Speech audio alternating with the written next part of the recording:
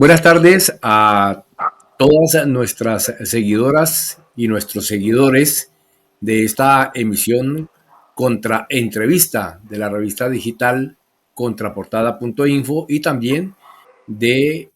la emisión Entre Amigos de la radio Air Libre de Bruselas. En un contexto de creciente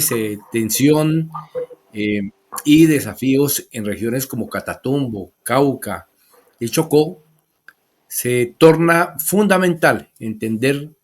tanto los éxitos como las dificultades que enfrenta la implementación del acuerdo de paz. El pasado martes, Carlos Ruiz Massieu, representante especial de la ONU en Colombia, presentó ante el Consejo de Seguridad de la ONU el reciente informe, el trimestral sobre Colombia, subrayando la vigencia y relevancia del acuerdo de paz como herramienta para la transformación estructural del país. Según este informe, si la implementación del acuerdo hubiera sido más profunda en los últimos 8 años, quizás hoy no enfrentaríamos situaciones tan críticas como las que se experimentan en el Catatumbo y en el Cauca. Este documento resalta la creación de un sistema de justicia transicional centrado en la verdad, la reparación y la reconciliación, uno de los grandes logros de este acuerdo. La Justicia Especial para la Paz, nacida en el año de 2017, ha imputado a responsables de crímenes graves y ha escuchado a millares de víctimas, preparando así el terreno para emitir sus primeras sentencias restaurativas. A pesar de las agresiones contra los firmantes del acuerdo, 23 asesinados en lo que va de este año, más de 460 ya en lo que va desde el 2016 hasta ahora, alrededor de 12.000 exmiembros de las FARC siguen comprometidos con la legalidad y la participación activa en proyectos productivos. Esto evidencia la resiliencia y la determinación de aquellos que buscan la paz, incluso frente a la adversidad. Es un verdadero honor tener aquí con nosotros a Federico Montes o Diego Tobar, quien ha dedicado su vida a la búsqueda de la paz en Colombia y que es representante de los firmantes del Acuerdo de Paz de 2016 ante el Consejo de Seguridad de la ONU. Federico Montes, Diego Tobar, bienvenido a esta emisión. Pues queremos escuchar sus reflexiones sobre este proceso de implementación del Acuerdo de Paz,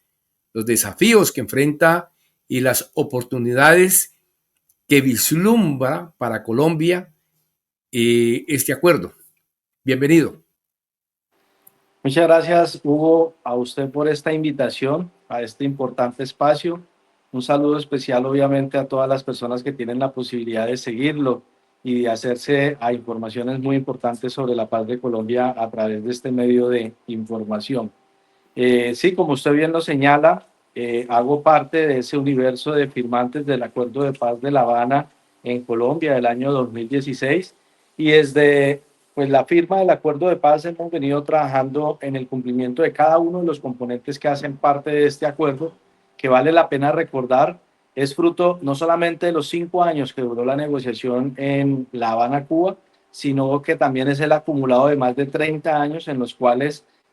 la antigua guerrilla de las FARC adelantó procesos de diálogo con diferentes gobiernos hasta lograr cualificar, por qué no decirlo, una agenda que se abordó durante esos 5 años de discusión en la mesa de diálogos de La Habana, que contó con la participación de amplios sectores y a través de diferentes metodologías de la sociedad colombiana y nos permite tener hoy un acuerdo que tiene un espíritu profundamente transformador. va más allá del silenciamiento sencillo de las armas, va más allá de un proceso de dejación de armas o de desmovilización, como dicen algunos, y se construye o se constituye en una apuesta de país que a través de cada uno de sus 5 puntos plantea el abordaje de muchos de los problemas estructurales que históricamente ha tenido nuestro país y a través de eso superar esas violencias estructurales y poder contribuir a la construcción de una paz estable y duradera en Colombia.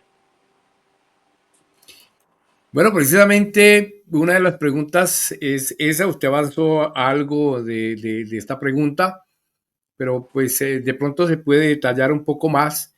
y es cómo evaluar el avance de la implementación del acuerdo de paz desde su firma en el 2016 y cuáles considera que han sido los principales logros hasta ahora.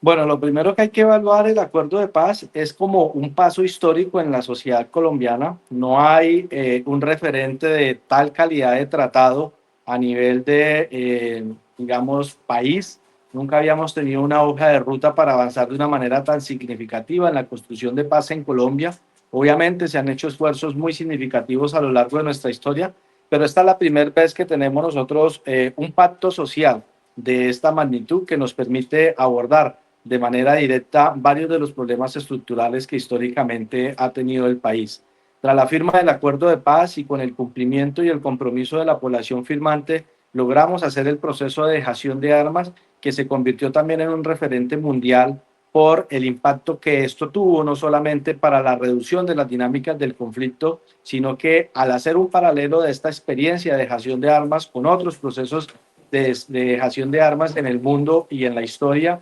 es uno de los procesos más efectivos en cuanto, digamos, la cantidad de armas que hicieron parte de este proceso de dejación de acuerdo a la cantidad de personas, o sea, como algo así como armamento per cápita. Entonces, es uno de los niveles de dejación de armas más exitoso, donde más del 99% de la población firmante o de los antiguos y antiguas guerrilleras de las FARC llegamos allí a hacer nuestro proceso de dejación, y eso transformó, digamos, los niveles de violencia en Colombia y lo llevó a unos niveles mínimos que no se habían vivido durante muchas décadas en nuestro país y que son todavía hoy un referente. Eso, en primer lugar, como uno de los grandes logros de haber logrado voltear la página de ese conflicto armado en Colombia. Luego viene ya el cómo se emprenden una serie de acciones para adoptar lo que está estipulado en cada uno de los 6 puntos del acuerdo de paz. Allí, sin lugar a dudas, hay avances significativos. Uno de esos referentes significativos también,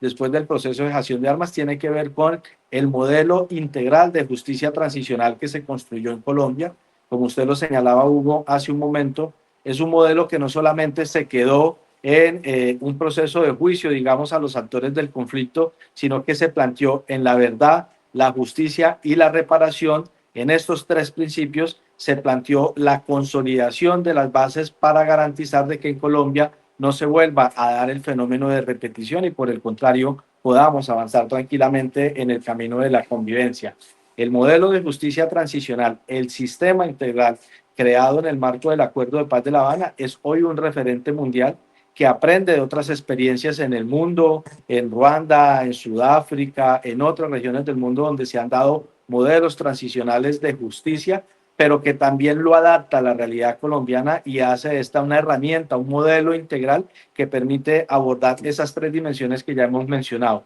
la verdad, la justicia y la reparación, como epicentros o ejes centrales en torno a los cuales gira esa justicia transicional. Y crea algunos referentes como la necesidad de que sean los máximos responsables los que tengan que acudir precisamente a estos tribunales, que es un fenómeno nuevo. Casi siempre se terminan juzgando a personas del segundo, del tercer, del cuarto o del último nivel, digamos, dentro de la jerarquía de las estructuras armadas que hacen parte del conflicto. Y para este caso del conflicto armado Colombia y el acuerdo con la antigua guerrilla de las FARC, se plantea de que debe ser en cabeza de los máximos responsables que se asuman, digamos, las responsabilidades frente a los hechos y conductas punibles que se hayan cometido en el marco del conflicto. Pero se plantea un modelo de justicia transicional que no es punitivo, sino por el contrario es de carácter restaurativo, que dé la posibilidad de crear trabajos, obras o acciones con un sentido reparador que se deben diseñar conjuntamente entre pues, el aparato de justicia,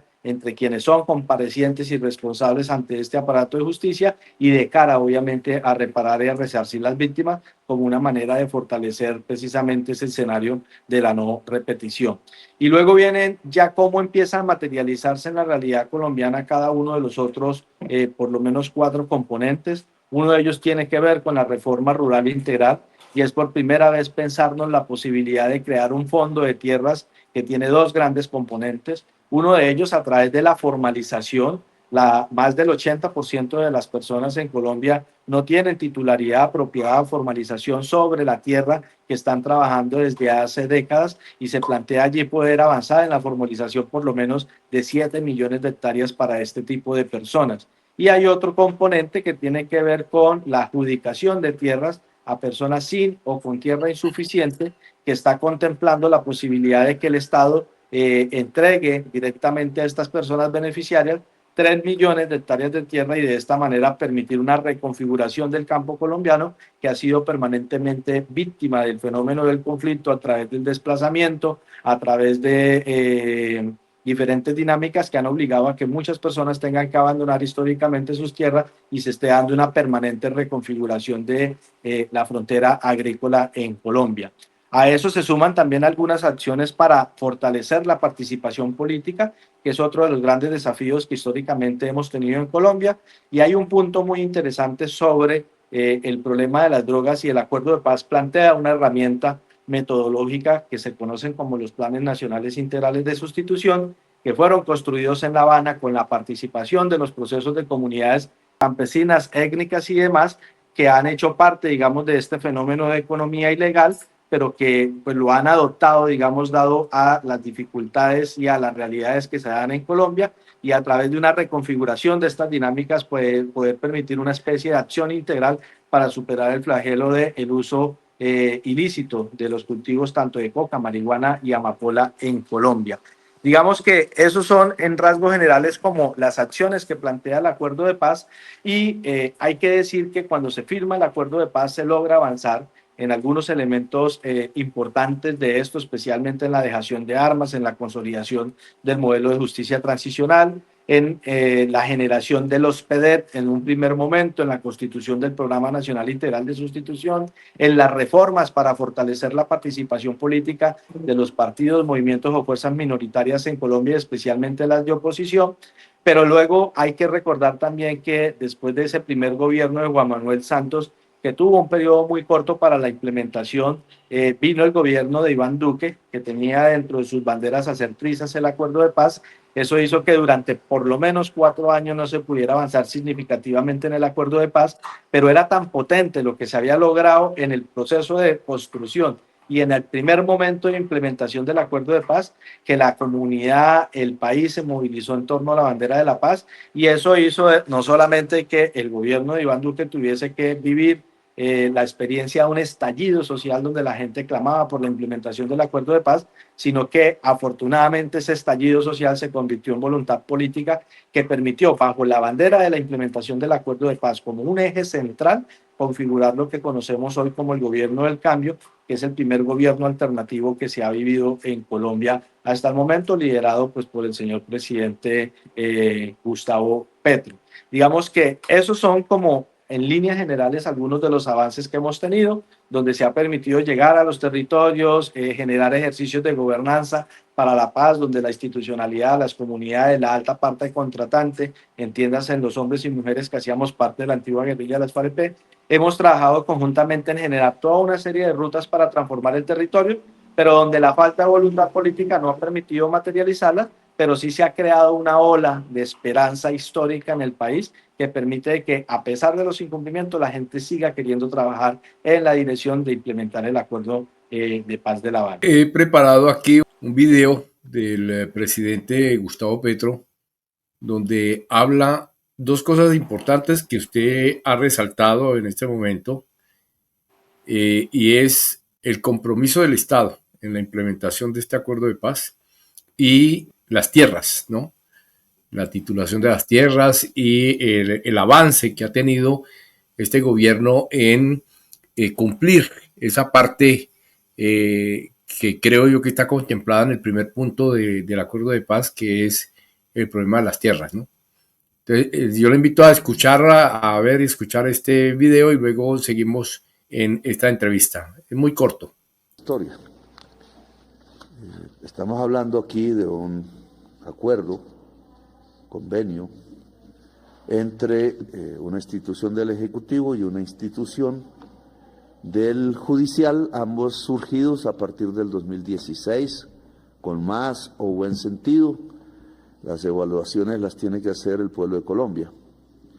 Surgen del acuerdo de paz de 2016 entre el Estado de Colombia, no entre Santos, ojo, error periodístico. El presidente Santos era en ese momento el jefe del Estado, como yo soy en este momento el jefe del Estado, palabra que quieren borrar y silenciar. Porque no quieren al presidente, pero básicamente porque no quieren la paz y la verdad. Y no porque yo las tenga, nadie las tiene en sí mismo, sino porque levantamos esas banderas y las defendemos. Y la defendió Santos en su momento, podemos criticarlo o no, pero como jefe de Estado firmó una declaración unilateral de Estado que nos compromete más allá de la Constitución de Colombia ante la humanidad. Nos compromete ante una Constitución de la humanidad, no solo de Colombia. Nuestras cortes le falta un poco entender este tema porque nunca lo habíamos vivido. Yo hasta ahora me enteré de qué significaba y quiero seguirlo estudiando porque creo que puede servir en mi gobierno. Porque comprometerse ante la Constitución de la humanidad hoy por hoy en temas de paz es comprometerse ante las Naciones Unidas en su instancia más eficaz y de mayor poder planetario, el Consejo de Seguridad de las Naciones Unidas, donde se sientan las potencias del mundo, las que vencieron en la Segunda Guerra Mundial a Hitler y otras que por elección de la plenaria de Estados llegan allí. Creo que nosotros hemos estado allí también. Y hoy, precisamente, nuestra canciller hubiera podido ir personalmente, quiero tomarme unos días de flujo histórico para saber en qué momento vamos a hablar directamente como jefe de Estado con el Consejo de Seguridad de las Naciones Unidas alrededor de la declaración unilateral de Estado por el cual la sociedad colombiana y su Estado se comprometieron ante la Constitución de la humanidad, es decir, ante la humanidad. Bueno, esto decía el presidente Gustavo Petro precisamente esta semana en una de sus alocuciones sobre el compromiso del Estado, dígase bien, del Estado ante el cumplimiento de la implementación del Acuerdo de Paz de 2016. Sin embargo, ¿qué factores han dificultado esta implementación para que se haga esta implementación más efectiva del acuerdo de paz, particularmente pues en regiones como el Catatumbo, el Cauca, el Chocó, en fin, y en general pues en algún momento el mismo presidente Gustavo Petro ha dicho de que su gobierno no ha incumplido con la implementación del acuerdo de paz, sino que es el Estado que ha incumplido. De pronto podría ser una dicotomía, pero de algo tiene un acierto esta afirmación. Sí, Hugo, yo creo que ahí hay que hacer una explicación y es la siguiente. El acuerdo de paz está dirigido, como es un acuerdo transformador, fundamentalmente a fortalecer al Estado colombiano. Lo que se evidencia en el proceso de negociación es que el Estado en Colombia, que se supone es un Estado social de derecho, no está atendiendo efectivamente las demandas de su ciudadanía y especialmente se identifican algunas regiones que están todas ellas ubicadas en la ruralidad donde mayor evidente es este abandono estatal. Y producto precisamente de ese abandono, se dan una serie de conflictos de carácter social que tienen diferentes matices, son étnicos, son por enfoque de género, diversidad, son por temas ambientales, son por temas de productividad, son por temas de empleabilidad, de acceso a educación, de salud, vivienda, desarrollo de infraestructura vial, etcétera, etcétera, que a lo largo de la historia en Colombia han terminado transformándose en conflictos de carácter también y se expresan de manera armada, que es lo que precisamente abordó el acuerdo de paz, la superación del conflicto armado en Colombia. Cuando se firma el acuerdo de paz, se plantean allí tres elementos claves para poder fortalecer integralmente al Estado colombiano. Uno, crear una arquitectura institucional en capacidad de, vale la pena decirlo, de actualizar al Estado colombiano de tal manera de que pueda jugar de manera más eficaz su función como responsable, digamos, en este Estado social de derecho. Y esa arquitectura institucional lo que plantea es una serie de instituciones, desde ministerios, desde direcciones, desde departamentos, desde unidades, a través de las cuales se garantice la implementación de cada una de las 578 disposiciones que hay en el acuerdo de paz. Dos, se plantea un marco normativo para la paz y es a través de un mecanismo que se llama el Plan Marco de Implementación, que es como la estrategia política pública para adoptar el acuerdo de paz y llevarlo a materialización. Se define qué se debe hacer en cada escenario para que el Estado pueda funcionar de manera eficiente y eficaz. Y tres, se definen unos mecanismos e instancias de participación de la ciudadanía, que son por lo menos 15 mecanismos e instancias que hay y que hacen parte, digamos, de todos los puntos del acuerdo. Eso con el fin de que el Estado se actualice y pueda avanzar efectivamente en el cumplimiento del acuerdo de paz. ¿Qué es lo que señala el presidente Gustavo Petro? Hay algunas fallas estructurales en el Estado que, a pesar de que el acuerdo de paz hace parte del bloque de constitucionalidad, ya decíamos, hubo un gobierno que durante 4 años trató de sabotear el cumplimiento del acuerdo de paz. Así lo dijo textualmente el embajador de Rusia ante el Consejo de Seguridad en la sesión del miércoles 22 de abril, que fue apenas hace 3-4 días. Dijo, el gobierno de Iván Duque se dedicó a sabotear la implementación del acuerdo de paz. Entonces llega este gobierno con una voluntad manifiesta de avanzar en la implementación del acuerdo de paz, pero encuentra unos problemas estructurales que no son fáciles de resolver. Pero también hay que decir, siendo autocríticos y sinceros y críticos, que el gobierno actual también ha omitido algunas acciones o ha fallado en emprender algunas acciones a través de las cuales se puede abordar de manera frontal este problema estructural del Estado colombiano y de esta manera, ¿por qué no fortalecer, digamos, las bases para la implementación integral del acuerdo de paz? Eso nos ha llevado a que esta sesión anterior del Consejo de Seguridad es una de las sesiones donde menor evidencia hay en materia de implementación del acuerdo de paz. Y a la par de menor evidencia en todos sus componentes, en tierra, participación política, fin del conflicto, superación del problema de las drogas, atención a las víctimas sin mecanismos de implementación, se da otro fenómeno y es que, como ustedes conocen, en el mes de enero estalló en Colombia una especie de crisis en materia de seguridad protagonizada por actores armados que se vienen reconfigurando posterior a la firma del acuerdo de paz, muchos de ellos que están en diálogo hoy con el Estado colombiano a través de la política de paz total y que han decidido lanzar una ofensiva en varios territorios. Uno de los mayores afectados en esto es precisamente la región del Catatumbo, 54.000 desplazados, más de 20.000 personas confinadas, por lo menos 100 personas han sido asesinadas y dentro de estas tenemos 7 firmantes que han sido asesinados, 7 que se encuentran aún desaparecidos. Pero este fenómeno del Catatumbo es apenas un ejemplo de lo que se está dando también o se ha dado en la región del Micay,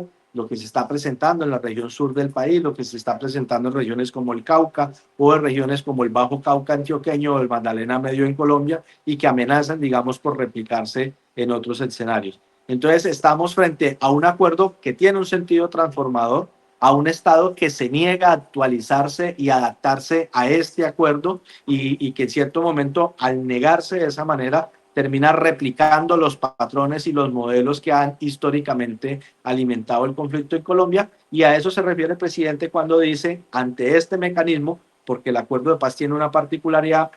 y es que no solamente un acuerdo entre el Estado colombiano y la antigua guerrilla de las FARC, sino que es un acuerdo que está elevado a la categoría de tratado internacional. Por eso se consignó allá en Suiza en la sede de los derechos humanos, por eso se consignó en la sede del Consejo de Seguridad de las Naciones Unidas en Nueva York, y por eso ellos trimestralmente están haciendo este seguimiento a la implementación del acuerdo de paz, donde se hacen evidentes todas estas falencias que hay, pero también hay que resaltar que se hace evidente de que a pesar de todas estas falencias, sigue siendo el acuerdo de paz un referente no solamente para los territorios y para el país, sino un referente mundial en materia de construcción de paz, y ahí la importancia de seguirlo alimentando. Sí, precisamente hablabas de un punto bastante importante.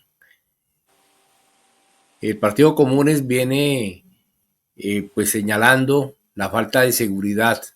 de los excombatientes firmantes de este acuerdo de paz. Pues ya lo decíamos extra micrófonos, como decimos nosotros, de que hay 462 firmantes del acuerdo de paz que han sido asesinados. En este año pues van más o menos 23, lo que ha corrido este año, y esto es una situación bastante preocupante, sobre todo porque ahí dice mucho de la implementación de este acuerdo de paz. Pero ¿cuáles son las estrategias actuales para fortalecer la protección de los excombatientes y prevenir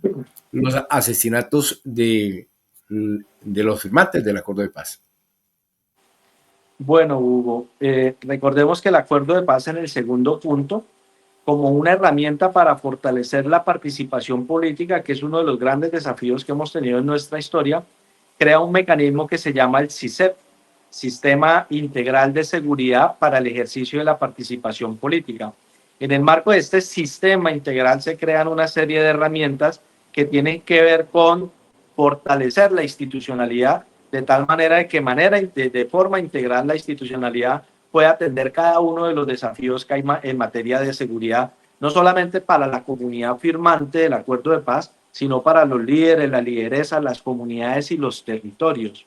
Hay que decir también, en honor a la verdad, que por cada asesinato de un firmante en Colombia se están asesinando 3.5 líderes sociales. Entonces, si nuestra cifra es escalofriante, porque llevamos 462 firmantes que han sido asesinados desde el momento en que se firmó el Acuerdo de Paz de La Habana, las cifras de las víctimas del movimiento social en Colombia son mucho más escalofriantes. Estamos hablando de alrededor de 1.600 líderes y lideresas que han sido asesinados durante todo este periodo de los 8 años y medio que llevamos de la firma del Acuerdo de Paz. ¿Qué es lo que se evidencia? Que no hemos logrado que el Estado colombiano adopte las medidas en materia de seguridad desde una visión integral, no solamente con implementar medidas de seguridad a través de la presencia de fuerza pública, sea este ejército, policía, o a través de la asignación de esquemas de seguridad, sino cómo se crea un programa integral de protección que aborde también el cómo se logra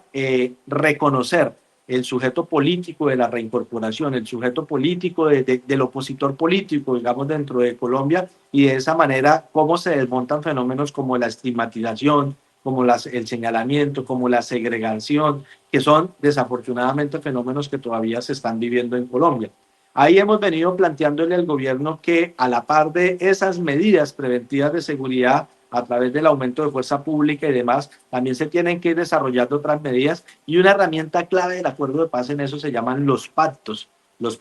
políticos para la erradicación de la violencia en el ejercicio de la participación política. Desafortunadamente no hemos logrado consolidar a eso, y se suma ahora un nuevo fenómeno, y es que en la política de paz total hay un vacío en materia de seguridad, y es que no se ha exigido de manera estricta a los actores armados que hagan parte del proceso de la paz total que cesen sus acciones contra el movimiento social, contra las y los firmantes del acuerdo de paz. Por eso vemos lo que está pasando hoy en el Catatumbo, por eso vemos, por ejemplo, lo que nos pasa hoy en el Meta, donde un actor armado, conocido como las disidencias,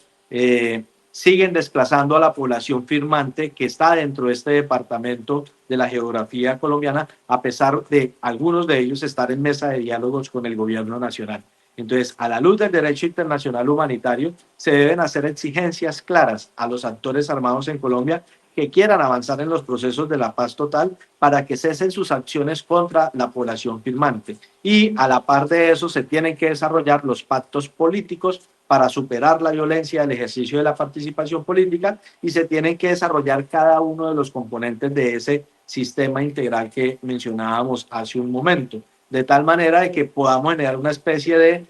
plan de choque en materia de seguridad desde una concesión integral que nos permita superar ese fenómeno de asesinatos que tenemos contra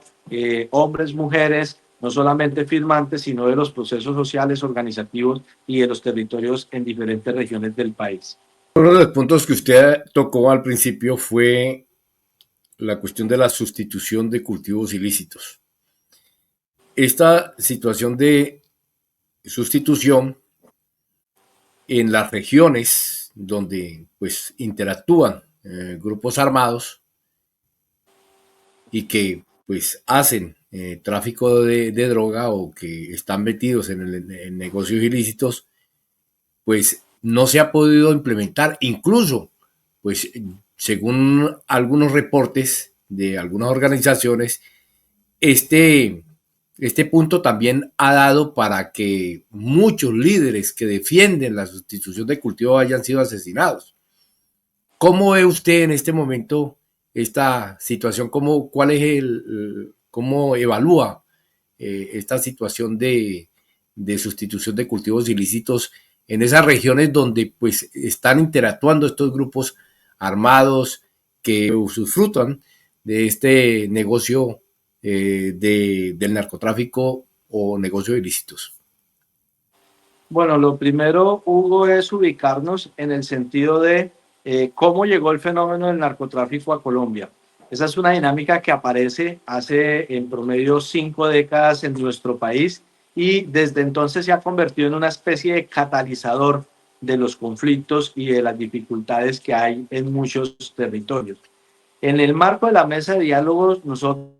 abordamos la discusión frente a el uso ilícito de estos cultivos, reconociendo también que hay comunidades que dentro de su cosmovisión han hecho un uso con fines ancestrales, medicinales y demás, de tanto de la amapola, de la coca como de la marihuana. Pero el uso ilícito llega hace aproximadamente 5 décadas a Colombia y desde entonces ha sido una constante el surgimiento, la reaparición, el reacomodo, digamos, no solamente de los cultivos, sino de las dinámicas que generan este tipo de economías ilícitas en Colombia. Entonces, en la mesa de diálogos abordamos esa discusión y nos planteamos lo que conocemos en el acuerdo como el punto 4 para afrontar el problema precisamente de las drogas. ¿Qué planteamos nosotros allí? Un programa nacional integral de sustitución de cultivos de uso ilícito. El programa lo que hace es, primero, reconocer a las comunidades que se han visto obligadas a producir la hoja de coca o la marihuana o la amapola como una forma de sustento. ¿Cómo logramos nosotros llegar a estas comunidades? A través de acciones económicas que permitan transformar la dinámica económica del territorio de tal manera de que sea más rentable la producción agropecuaria que la producción de hoja de coca o de marihuana o de amapola. Entonces, el Programa Nacional Integral de Sustitución, a la par, siendo un capítulo especial de la Reforma Rural Integral, plantea, lleguemos a través de la oferta institucional a reconfigurar la dinámica productiva de estos territorios de tal manera de que la gente que está en estas prácticas se vincule voluntariamente al programa, empieza a ser un programa de sustituir, que quiere decir cambiemos la producción de hoja de coca por la producción de otros productos pecuarios, agrícolas que se puedan dar dentro de la región, pero es el Estado el quien asume la responsabilidad de ser el dinamizador de estos territorios de tal manera de que si un campesino que antes producía hoja de coca se va a poner a producir, voy a decir algo, peces o gallinas, tenga la tranquilidad de que hay rutas de acceso a través de las cuales puede traer los insumos, puede llevar los productos a puntos de comercialización donde va a recibir precios justos, remunerativos que le permitan vivir dignamente de este tipo de economías. Y a la par de eso, pues el Estado también tiene que fortalecer el acceso a educación, a salud, a vivienda, bueno, y todos esos problemas estructurales que han caracterizado al campo colombiano. Cuando empieza ese programa es el primer pilar de ese punto, porque en el segundo pilar se habla también del abordaje del problema del consumo desde una perspectiva de salud pública, para lo cual hay que hacer toda una estrategia con el Ministerio de Educación, de Cultura, de Salud, de tal manera de que abordemos todas las campañas de prevención y de superación de los fenómenos de consumo, especialmente en los sectores más jóvenes en Colombia, que son los más afectados por esto, y también tratar de transformar, digamos, la dinámica del impacto que tienen estos cultivos en la salud pública en Colombia. Y hay un tercer pilar que tiene este punto del problema de las drogas, y es el cómo se enfoca la lucha contra el narcotráfico, no contra el campesino, contra la comunidad que tiene que cultivar esto al no tener otra acción productiva y de rentabilidad en el territorio, sino también contra los carteles dedicados al fenómeno del narcotráfico, los que se lucran de los dividendos del narcotráfico, los que lavan las sumas grandísimas que surgen producto del fenómeno del narcotráfico, y que vale la pena decirlo, en Colombia históricamente ha habido una especie de alianza entre estos sectores del narcotráfico y algunas élites políticas, que no lo estamos diciendo nosotros, sino que son bien conocidas, y por eso muchos de los representantes políticos de algunas élites y de algunos partidos tienen procesos penales aquí en Colombia, en otras partes del mundo, o tienen personas muy cercanas de su círculo social cercano, familiares, compañeros de trabajo y demás, que están afrontando procesos por fenómenos del narcotráfico, lavado de activos, etcétera y etcétera. Entonces, el cuarto punto plantea un abordaje desde una visión holística, como se dice ahora, de este problema, y en un primer momento más de 300.000 personas manifestaron su intención de vincularse a este programa, y se vio y se contempló la posibilidad de crear una herramienta que era efectiva, que la gente decía, yo quiero hacer parte de eso. Si bien es cierto, es muy difícil equilibrar la renta de una economía lícita con una economía lícita, pero la tranquilidad que tengo yo en mi vivienda, la tranquilidad que tiene mi familia y mi territorio de que no vamos a sufrir violencia a causa de estos cultivos de uso ilícito, me lleva a mí a tomar la decisión de prefiero ganar poco, pero vivir con dignidad y con tranquilidad dentro del territorio. El gobierno de Iván Duque saboteó fuertemente el Programa Nacional Integral de Sustitución. De las más de 300.000 solicitudes, solamente aceptó algo así como 99.000 solicitudes, y cuando termina el gobierno de Iván Duque no se le había solucionado el programa ni siquiera al 1% de los beneficiarios de este programa. Eso demuestra la falta de voluntad política, y por el contrario, se hizo de este fenómeno un catalizador de la reconfiguración de la violencia en los territorios, y por qué no decirlo, un catalizador de la reconfiguración de los actores armados en el territorio. Es uno de los temas que están hoy en discusión, y hay que decirlo también de manera crítica, pero fraternal y responsable. El actual gobierno, cuando llega, no aceleró la implementación de este cuarto punto, sino que ha experimentado con otros modelos de sustitución que, vale la pena decirlo, ya se habían experimentado en otros momentos de la historia y no habían tenido los mejores resultados. Lo que vimos en el MICAI, lo que estamos viendo hoy en el Catatumbo, lo que proponen que se puede hacer en el Putumayo, son conatos de programas de sustitución que ya tienen antecedentes en la historia de Colombia y que han demostrado no ser viables. Hasta el momento, la experiencia más viable, metodológicamente hablando, que hemos encontrado en la lucha contra el fenómeno de los cultivos de uso ilícito, es el Programa Nacional Integral de Sustitución, que en el Catatumbo la gente reclama, cumplámoslo, que lo están reclamando en otras regiones del país, y que es uno de los desafíos que tenemos hoy para avanzar en la superación de este fenómeno. Gravísimo, sobre todo porque en septiembre se va a dar por parte de Estados Unidos pues la definición, si vamos a ser certificados o desertificados en nuestra lucha contra el fenómeno del narcotráfico, y el acuerdo que logramos nosotros en el cuarto punto del acuerdo de paz sobre el problema de las drogas fue construido con el beneplácito, digamos, y el respaldo de los Estados Unidos, que acogió y respaldó el acuerdo de paz, como lo dijera su delegado ante el Consejo de Seguridad el día miércoles, donde dijeron desde el 2016 y hasta ahora seguimos acompañando el acuerdo de paz, que tiene ese cuarto punto sobre el Programa Nacional Integral de Sustitución. Otro de los puntos importantes que hay que resaltar aquí en esta entrevista es su papel ante el Consejo de Seguridad de Naciones Unidas, de representante de los firmantes del Acuerdo de Paz ante este organismo. ¿Cuál es el papel que ha jugado la comunidad internacional en el apoyo de la implementación del Acuerdo de Paz? Y Y también, ¿qué puede hacer esta comunidad internacional para fortalecer este respaldo? Bueno, hay varias cosas que debemos señalar allí, Hugo, para poder entender la importancia de este acompañamiento internacional. Luego de por lo menos 4 intentos en la historia reciente de Colombia, el acuerdo de paz de La Habana logró consolidarse gracias precisamente a haber logrado vincular de manera activa a la comunidad internacional. La comunidad internacional llega primero en calidad de acompañante a la fase exploratoria del proceso de paz de La Habana. Esa primer fase la hizo en su momento el presidente de Venezuela, Hugo Chávez, por solicitud incluso del gobierno de aquel entonces en cabeza de Álvaro Uribe, que hace parte de esas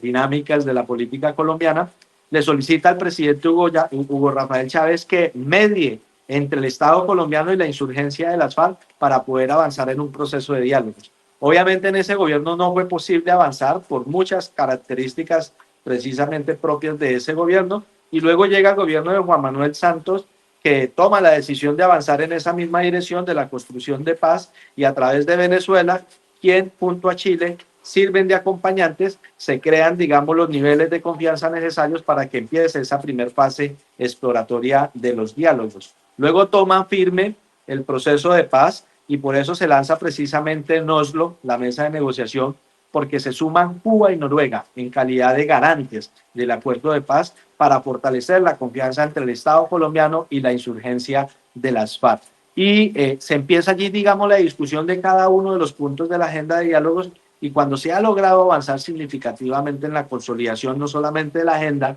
sino de algunos preacuerdos, se logra que haya un reconocimiento por parte de las Naciones Unidas, que a través de su Consejo de Seguridad designa una misión para acompañar la primera fase de la implementación del acuerdo de paz en Colombia. Es desde ahí donde a través de una resolución del Consejo de Seguridad se adopta el acuerdo de paz y se hace el acompañamiento desde las Naciones Unidas. Y la primera misión de las Naciones Unidas en Colombia tuvo como objetivo acompañar todo el proceso de transición y de dejación de las armas, y es quien certifica la veracidad, la responsabilidad, el criterio y el compromiso de la extinta o la antigua guerrilla de las FARC en ese proceso de dejación. Y una vez terminado el proceso de dejación de armas, el Consejo de Seguridad de las Naciones Unidas da una segunda resolución a través de la cual se extiende el mandato de la misión de verificación en Colombia, pasa a llamarse ya la segunda misión y acompaña el acuerdo de paz por lo menos en 5 puntos. El primero de ellos, la reforma rural; el segundo, la participación política; el tercero, el proceso de reincorporación; el cuarto, el tema de sanciones propias que hacen parte del modelo de la JEP; y el quinto, que tiene que ver con el capítulo ECBI. Es así como el acompañamiento de la comunidad internacional se convierte en un detonante no solamente de confianza, sino a través de esta de solidez para que el proceso de paz de La Habana pudiera avanzar de manera efectiva. Y en el periodo del gobierno de Iván Duque, gracias a la comunidad internacional y a raíz de la falta de voluntad política propia de ese gobierno, es la comunidad internacional la que genera la confianza, da el respaldo y el acompañamiento a la implementación del acuerdo de paz bajo ese mandato del Consejo de Seguridad y de las Naciones Unidas, y es lo que permite que se mantenga viva la dinámica de la implementación a pesar de que el gobierno no quisiera avanzar en esa dirección. Hoy la comunidad internacional es un referente precisamente para el acuerdo de paz, en el sentido que gracias a ella hemos podido avanzar y hemos hecho frente a todas las dificultades que hay, pero eso implica también de que la comunidad internacional tenga que abordar el debate no solamente desde el punto de vista de generar confianza, sino también a través de la cooperación, que ha sido mucha la cooperación. El Fondo Multidonante creado por las Naciones Unidas para apoyar el proceso de implementación en Colombia ha invertido más de 250 millones de dólares, pero aparte de eso, de manera directa, muchas misiones a través de este ejercicio de la cooperación internacional han invertido en diferentes componentes del acuerdo de paz, como por ejemplo la Jurisdicción Especial para la Paz ha ejecutado algo más de 2 billones de pesos, y la mayor parte de esos 500 millones de dólares han llegado gracias también al acompañamiento de la comunidad internacional. Entonces, es apenas justo de que este mecanismo internacional también haga un seguimiento juicioso de manera trimestral, donde exhorta, donde le pide a las partes de que avancemos de manera clara, precisa, definida en la implementación de cada uno de los componentes de este acuerdo. Y es allí donde nosotros desde hace 9 meses llegamos. Es un ejercicio también nuevo, es la primera vez en la historia reciente de las Naciones Unidas que el representante de un actor insurgente que enfrentó a un Estado en una guerra interna y que es reconocido como alta parte contratante a la luz del derecho internacional humanitario, tiene el derecho y la posibilidad de participar ante el Consejo de Seguridad para hacer uso del principio de la bilateralidad y hablar allí desde nuestra perspectiva frente a cuáles son los avances, cuáles son los desafíos, pero también cuáles son las oportunidades o acciones de impulso que debemos desarrollar con el acompañamiento de esta comunidad internacional para poder hacer viable el acuerdo de paz en Colombia. En su opinión, ¿cuáles son las principales lecciones que Colombia ha aprendido en estos años de búsqueda de la paz a través de soluciones negociadas?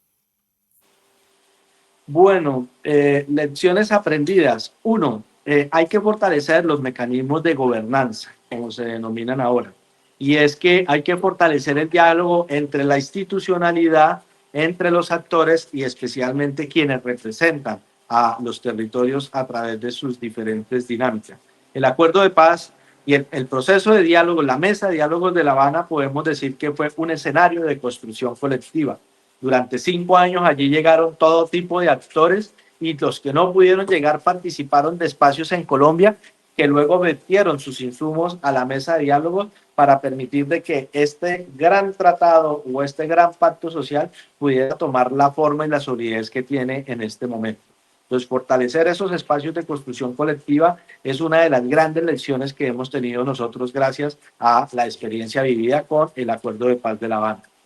2, el papel importantísimo que juega la comunidad internacional en acompañar estos procesos de diálogo cuando hay voluntades reales de avanzar hacia la construcción de paz. Si no fuera gracias a esa experiencia de la comunidad internacional en calidad de garante y acompañante del acuerdo de paz, seguramente en alguna de las tantas crisis que ha tenido el acuerdo hubiera sucumbido y no lograríamos lo que estamos logrando en este momento.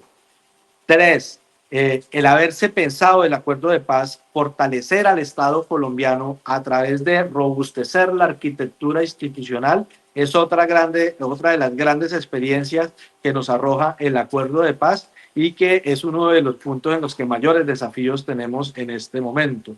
4, el haberse pensado el acuerdo de paz, hacer política pública los acuerdos y volverlo no solamente bloque de constitucionalidad, sino parte del programa nacional o del Plan Nacional de Desarrollo durante un periodo de 20 años, también es una de las grandes experiencias que nos arroja el acuerdo de paz para poder lograr de que se materialice en su integralidad cada una de las apuestas que están allí. Y el haber hecho de la sociedad a través de sus procesos organizativos, de sus dinámicas, desde los territorios y desde todas las facetas del pueblo colombiano, un actor clave en la construcción de paz, no solamente para generar insumos, para generar propuestas, para dar debates, sino también para exigir y defender la implementación del acuerdo de paz. El haber hecho de la sociedad colombiana un sujeto político de cara a la consolidación de la paz en Colombia es quizás la experiencia más importante y la enseñanza más grande que tenemos nosotros en este momento dentro del acuerdo de paz. A esos componentes que hemos señalado, también hay que agregar una explicación, Hugo, y es que, como lo decía el presidente hace un momento en su intervención, el acuerdo de paz es algo nuevo. Y es tan nuevo que es difícil entenderlo para gente que viene encasillada en un modelo de Estado tradicional que se ha perpetuado durante muchas décadas en Colombia sin actualizarse a los niveles de desarrollo que tiene hoy la humanidad. Entonces, eso hace de que, a pesar de estas experiencias tan valiosas que hemos señalado, todavía tengamos los desafíos que tenemos, pero solamente bastaría con voltear la mirada a cualquiera de los países desarrollados del mundo y todos han pasado por momentos sumamente difíciles. Hoy un referente de paz mundial es, por ejemplo, el Reino de Noruega, pero el Reino de Noruega también tuvo que hacerle frente a la catástrofe de la Segunda Guerra Mundial y de lo que esto implicó en sus entrañas para poder salir de esos círculos de violencia. Y nosotros, como sociedad, desafortunadamente no somos la excepción. Venimos de un fenómeno de violencia, pero tenemos que evaluar muy bien ese fenómeno de violencia, aferrarnos muy bien a las experiencias, los acumulados, las propuestas que surgen de esto para poder romper ese círculo de violencia y avanzar en camino hacia el desarrollo, la convivencia, la reconciliación y la no repetición, que es la puesta final del acuerdo de paz. Hay un tema que se tocó al principio y fue el tema de la justicia transicional, de la justicia especial para la paz. Esta justicia especial para la paz pues ha dado ya algunos veredictos, sentencias restaurativas, pero ha habido también muchas quejas de parte del Partido Comunes, partido que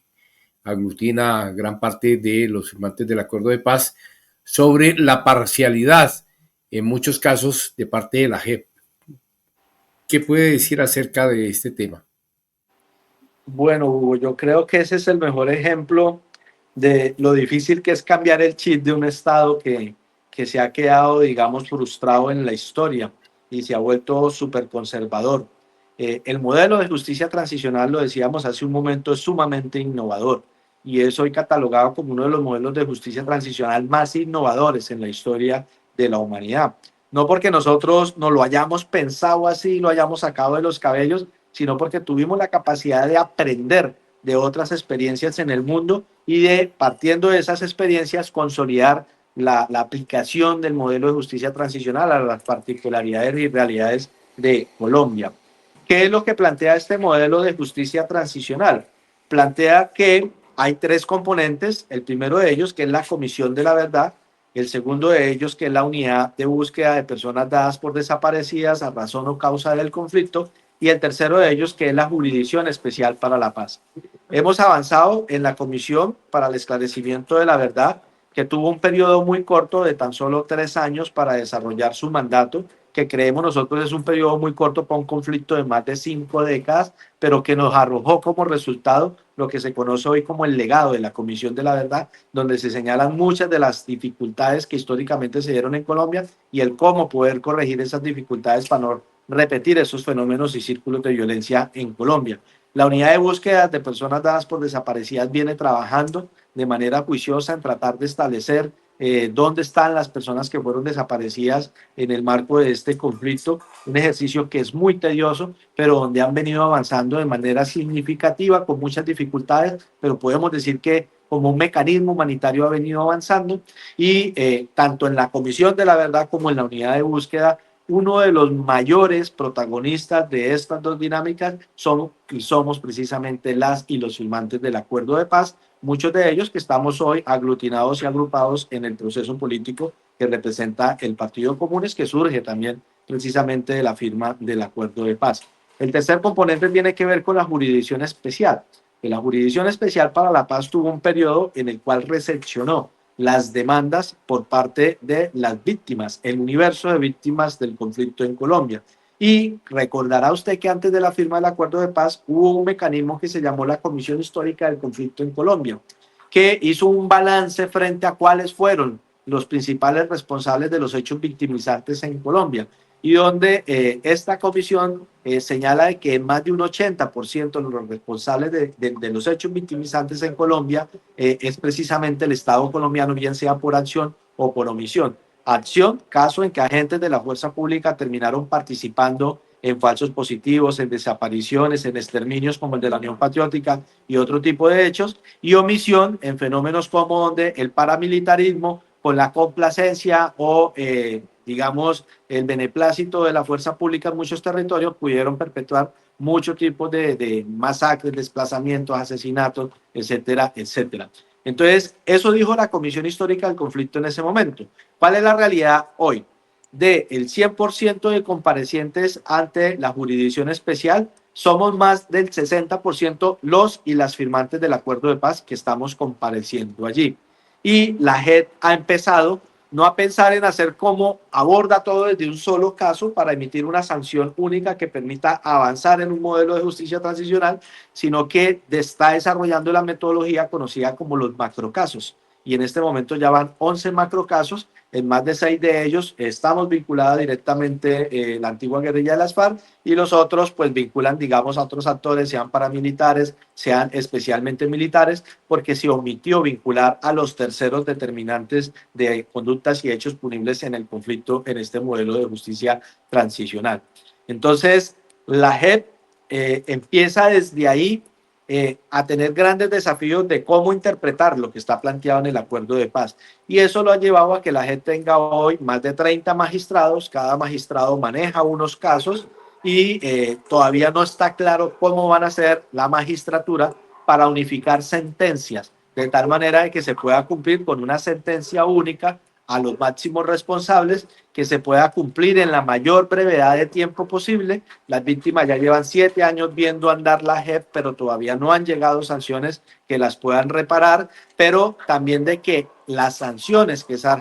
surjan de este mecanismo judicial sean sanciones de carácter restaurativas y no repliquen el modelo punitivo que empieza por privar de la libertad y por generar ciertas sanciones que no permiten recuperar y reconstruir el tejido social en un escenario post-acuerdo y post-conflicto, como el caso colombiano, sino que por el contrario termina, digamos, atentando contra la humanidad de las personas y muchas veces ni siquiera llevando reparación a las víctimas, que es lo que buscamos en este modelo de justicia transicional. Nosotros hemos venido haciendo varias críticas a la jurisdicción especial por abandonar su mandato, por las confusiones que dan sus declaraciones. En algún momento el nuevo magistrado,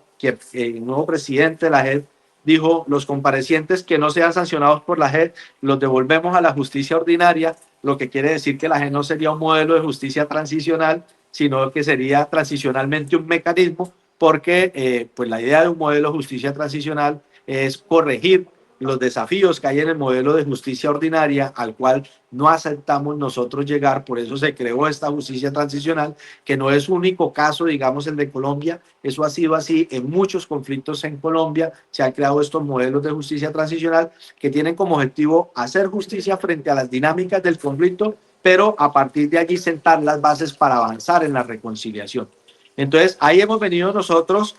sobre todo desde el Partido Comunes, liderando estas críticas a la JEP, que en ningún momento quieran decir que estamos en contra de que este tribunal exista. Por eso lo ayudamos a crear en el marco de la mesa de diálogo. Creemos en la importancia de los modelos de justicia transicional para la construcción de paz, pero también exigimos que este modelo de justicia transicional lo haga sobre la base de su mandato, de la misionalidad, de los objetivos, de las metas que le fueron establecidas en el acuerdo de paz, sin abandonar ese criterio. Porque cuando la JEP desconoce el concepto de los máximos responsables, en este momento hay cerca de 800 hombres y mujeres de la antigua guerrilla de las FARC en calidad de comparecientes, a pesar de que el secretariado, los 11 compañeros del secretariado, asumieron la responsabilidad de los delitos o de los crímenes que se hayan podido cometer en el conflicto como máximos responsables. La JEP sigue en una expansión de su mandato, vinculando a no determinantes o a no máximos responsables, y con eso, digamos, generando incertidumbre y zozobra jurídica, no solamente en las personas firmantes del acuerdo de paz, sino también en militares y en otras personas que también están acompañando y haciendo parte de este modelo de justicia transicional. Bueno, ya por último, ¿cómo se puede fomentar un mayor compromiso de los ciudadanos colombianos en esta implementación del acuerdo de paz y en la reconciliación nacional, que pues es uno de los compromisos de este acuerdo? Y pues, ¿cuál sería su mensaje para todas las personas que van a ver esta entrevista y también para la comunidad internacional? Bueno, Hugo, hay varias cosas. No solamente es cómo se puede, sino cómo se debe fortalecer la implementación del acuerdo de paz en Colombia. Lo primero es entender que el objetivo de todo pueblo es avanzar hacia su desarrollo integral, indiscutiblemente en la senda de la paz. Y el Acuerdo de Paz de La Habana nos da esa oportunidad de hacer un corte y un cambio de dinámica en Colombia tras más de 5 décadas de conflicto entre el Estado colombiano y la antigua guerrilla de las FARC-EP. Lo que estamos viendo hoy de resurgimiento y de brotes de violencia en muchos territorios está haciendo de que mucha gente voltee la mirada y decir: ¿qué pasó? Si en 2016, 2017 al 2019 tuvimos tanta tranquilidad, ¿por qué todo esto? Y muchos lo han venido reiterando y lo dijo incluso Carlos Ruiz Massieu ante el Consejo de Seguridad en la sesión del 22 de abril. Si en Colombia se hubiera implementado integralmente el acuerdo de paz, nos hubiéramos evitado todas estas nuevas conflictividades y fenómenos de guerra que se están presentando en Colombia. Entonces, una oportunidad para dignificar nuestra vida y desarrollo como sociedad. Y por lo tanto, se vuelve un deber. ¿Cómo hacemos nosotros eso? Apropiando el acuerdo de paz, para lo cual hay que conocerlo. Y conocerlo no quiere decir que nos leamos las 300 y algo de páginas que tiene en su totalidad el acuerdo, sino que desde nuestras realidades cada uno abordemos qué es el tema de interés que tenemos nosotros.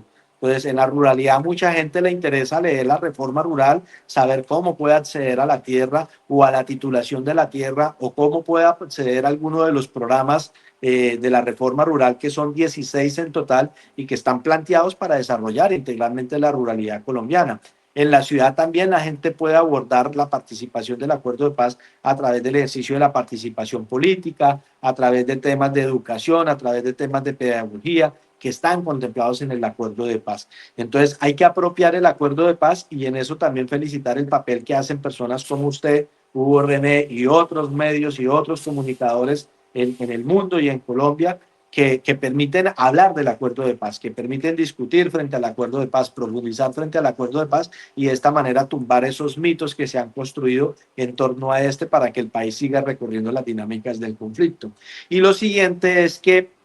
estamos a un año de que la contienda electoral en Colombia sea ya el pan de todos los días. De hecho, estamos a 6 meses de que empiece en firme la contienda electoral en Colombia para las nuevas elecciones a presidencia. Y eso lleva a que el país normalmente se polarice, que desafortunadamente es como se mueve la dinámica en Colombia. Hay unos que ya están hablando del fracaso del acuerdo de paz. Nosotros no creemos en esas tesis. Estamos hablando desde la evidencia.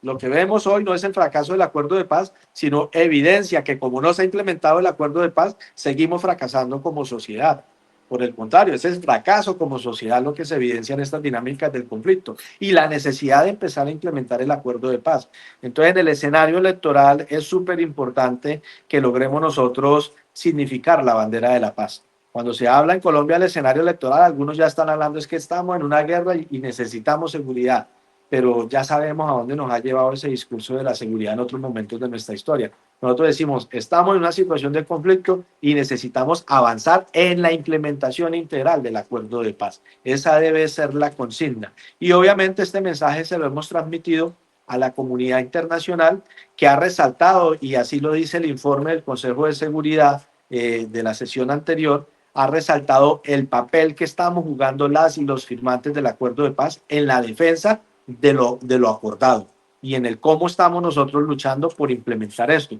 Y de hecho se hace un reconocimiento al Partido Comunes por el papel que está jugando de dinamizador en todos los temas de implementación del acuerdo de paz. Entonces tenemos que apropiarlo, tenemos que perifonearlo o darlo a conocer, tenemos que fortalecerlo y entre todos tenemos que exigir de que se avance de manera estricta en su implementación integral. Bueno, Diego Ferney Tobar Henao, representante de los firmantes del Acuerdo de Paz de 2016 ante el Consejo de Seguridad de Naciones Unidas, que le está haciendo seguimiento trimestral a la implementación de este acuerdo.